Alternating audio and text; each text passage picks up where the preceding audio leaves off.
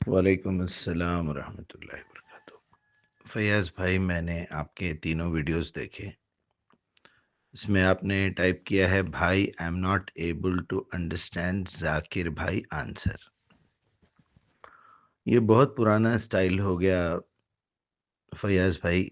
Doctor साहब ने कई मर्तबा समझाया और इसको बड़े बड़े उलमा ने भी बहुत अच्छे अंदाज में लिखा। पुराने बच्चे जो थे, हमारी जो है वो उम्र, हमसे पहले के लोग अपने अपने बचपन में इस तरह की मिसालें समझ लेते थे, खामोश हो जाते थे। उसके बाद और एक क्वेश्चन करने की उनके पास सलाहियत नहीं थी। लेकिन अब वो ज़माना नहीं है। अब बच्चे बहुत ज़्यादा एडवांस हैं। इनको सारी दुनिया के दाव पेच का पता है। ये बहुत एडवांस, और साइंस भी इस पे काम कर चुकी है कि जब कभी भी कोई नई जनरेशन आती है तो 5 to 10% पुरानी जनरेशन की मेमोरी, उसका एक्सपीरियंस लेके पैदा होती है। यानी आने वाली औलाद को जो है पुराने एक्सपीरियंस फिर से तजुर्बा करने की ज़रूरत नहीं रहती, वो होशियारी अपने बाप से लेके आता हो। चुनांचे आपने देखा होगा कि बड़ा बेटा जो है अक्सर भोला-भाला होता, पहली औलाद। उसके बाद सेकंड, थर्ड, फोर्थ, फिफ्थ, अब वो छोटा सबसे होशियार रहता। बस बात इतनी सी है। अब मैं आपको समझाता हूँ तकदीर, तदबीर, तजबीर और नसीब। ये अल्हम्दुलिल्लाह ये अल्फ़ाज़ मेरी अपनी खुद की तहक़ीक़ है और अल्लाह ताला ने मुझे दी है। तहक़ीक़ करने का मतलब ही ये है सर्च करना, डिस्कवर करना। एक चीज़ मौजूद है दुनिया में, एक आदमी कोशिश करता है ढूँढने के लिए, गोल्ड निकाल लेता है, डायमंड निकाल लेता है। उसकी वैल्यू होती है दुनिया में, उसको तराशता है, मेहनत करता है रात-दिन। लेकिन देने वाली ज़ात, उसकी मिल्कियत जो है वो अल्लाह की है। बहरहाल, मैंने ही बताया है कि सिंपल लॉजिक है, तकदीर और तदबीर की बात हो रही है। कई लोगों ने कहा, मौलाना मौदूदी ने तकदीर और तदबीर का बड़ा अच्छा, जब्र व क़द्र एक अच्छी किताब है, आपको पढ़िए कभी। बहुत सारे लोगों ने इसको बयान करने की कोशिश की, लेकिन आज की जनरेशन को ये समझाना पुराने आंसरों से मुश्किल है।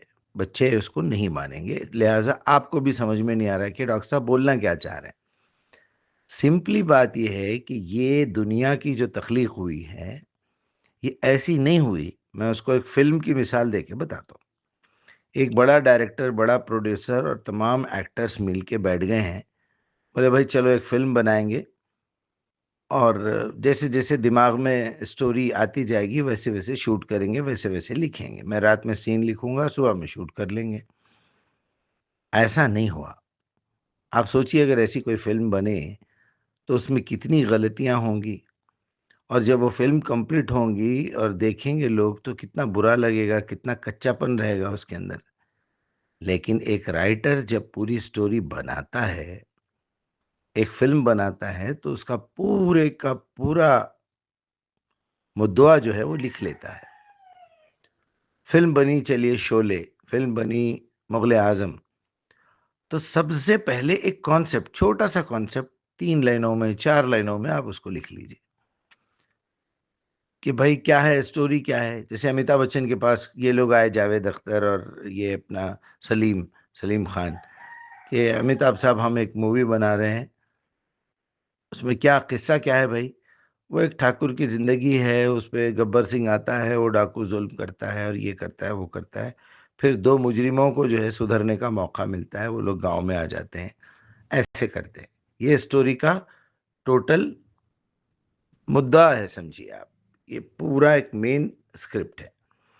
इसके अंदर अब उसको स्क्रीन प्ले में लाया जाता है। फ़िल्म कहाँ से शुरू की जाए, कैसे शुरू की जाए, फिर उसके बाद एक्टर्स तय होते हैं, उसके बाद फिर डायलॉग लिखे जाते हैं। सिचुएशन में भी कुछ चेंजेस करने का इख्तियार है, डायरेक्टर है वो। वो लोग बीच-बीच में भी कर सकते। ये दुनिया को इस तरह नहीं बनाया अल्लाह ताला ने।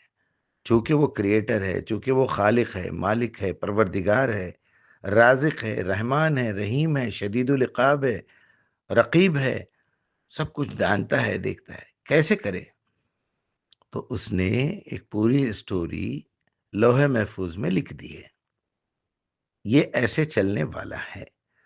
उसको पता है, फरिश्ते बनाने से पहले भी पता है, जिनों को बनाने से पहले भी पता है कि इस तरह मैं पहले जिनों को बनाऊंगा, फिर उसके बाद फरिश्तों को बनाऊंगा, या पहले फरिश्तों को बनाऊंगा बाद में जिनों को बनाऊंगा, या दोनों एक साथ बनाऊंगा। इन लोग चलते रहे चलते रहे चलते रहे, दुनिया चलती रही जमाने तक, पता नहीं कितने हजार साल। उस वक्त टाइम ही नहीं था होगा। उसके बाद इंसान की तख्लीक हो रही है, ज़मीन का क्रिएशन हो रहा है, सूरज बनाया जा रहा है, चांद बनाया जा रहा है। जाहिर बात है ना, भी लाइट की ज़रूरत है। रात भी है, दिन भी है, और ज़मीन भी चाहिए, ये भी चाहिए, लोहा भी चाहिए, लकड़ी भी चाहिए, इनके खाने का भी इंतज़ाम करना है। पूरा सेट है। देखिए आप, सवाल आखिरी में ये है कि जो सीन तुमको समझाया गया है, ये सीन में संजीव कुमार अपनी एक्टिंग कितने परसेंटेज तक करता है? अमिताभ बच्चन इसमें एक्टिंग कितना करता है? जया बद्री का क्या रोल है? एक नौकर रामलाल है, वो कैसे करता है? रहीम चाचा है, क्या कर रहा है? सचिन है, वो हेमा मालिनी का रोल क्या है? धर्मेंद्र का रोल क्या है? ये पूरे का पूरा जब फाइनल स्टेज पे आता है, कैमरा ऑन होता है, तो एक्टर अपनी सलाहियत के हिसाब से वो काम करेगा। लेकिन बड़े डायरेक्टर को ये भी पता है कि ये सीन अमिताभ बच्चन बहुत अच्छा करेगा या धर्मेंद्र बहुत अच्छा करेगा। ये तो मामूली इंसान की बात कर रहा हूं मैं। उन्होंने तो स्कूल की मिसाल दी है, टीचर की। मैं तो आपको फिल्म की मिसाल दे के बता रहा हूँ। टीचर ने स्क्रिप्ट लिखी नहीं है, लेकिन फिल्म के डायरेक्टर ने तो लिखी है ना। उसने पूरी स्टोरी लिखी है, लोहे महफूज कहते हैं उसे। अच्छा, अगर इंसान को आजादी ना दी जाए, हर चीज डायरेक्टर बताए, हर चीज डायरेक्टर बताए, तो फिर उसमें एक्टर की काबिलियत को इनाम कैसे मिलेगा, अवार्ड कैसे मिलेगा भाई? तो बिल्कुल इसी तरह जिस जिस लेवल में आर्टिस्ट को इख्तियारात है। दिलीप साहब के बारे में मशहूर है कि डायलॉग लिखने वाले कुछ और लिख देते थे, ये सीन पे जाके अपना कुछ और ही बोल देते थे। तो इससे ये साबित हुआ कि डायरेक्टर से ज्यादा सलाहियत जो है दिलीप साहब को है, डायलॉग डायलॉग राइटर से। यहाँ ऐसा नहीं है। यहाँ अल्लाह ताला ने खुद ही उसको दिया है, लेकिन अल्लाह ये जानता है कि ये वो डायलॉग बोलेगा। अल्लाह ने रटाया नहीं है हमको डायलॉग, आज़ादी दे दी है। ये उसका इल्म की मेराज है, ये इस उसके इल्म की ऊंचाई है कि वो जानता है कि कौन सा एक्टर क्या करेगा, कौन सा एक्टर कौन से वक्त पे क्या डायलॉग बोलेगा, उसका स्टाइल क्या रहेगा। तो उसने अपनी जो फ्री विल इस्तेमाल की है, जो अपनी ताकत, अपनी सलाहियत इस्तेमाल की है, इसीलिए उसको इनाम भी मिलेगा। जिसने काम गलत किया है उसको सज़ा भी मिलेगी।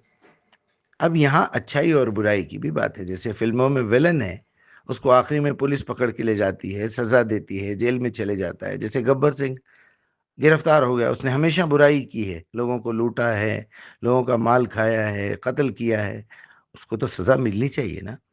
देखा जाए तो ये फिल्म बनाई ही इसीलिए जाती है कि डायरेक्टर ये चाहता है कि किसी तरह लोगों तक ये मैसेज पहुंचे कि दुनिया कैसे चल रही है। इस बात को अच्छे तरीके से समझिए, और बहुत आसान है समझना। और जब तक आदमी अपने रब के सामने, उस पावर के सामने जिस पावर ने सारे पावर्स को पैदा किया, फिर भी उसका पावर कम नहीं हुआ। होता है ना, आपके पास 5 लाख रुपए हैं, आपने घर में 1 लाख दे दिए, एक बेटे को 50,000, तो बचे आपके पास जितने। ऐसा नहीं है अल्लाह के पास। अल्लाह का पावर इतना है और ऐसा है, जनरेटर है वो, सबको बांटने के बावजूद भी वो अल्लाह ही है। भाई इतनी सी बात है। इंशाअल्लाह। अस्सलाम वालेकुम।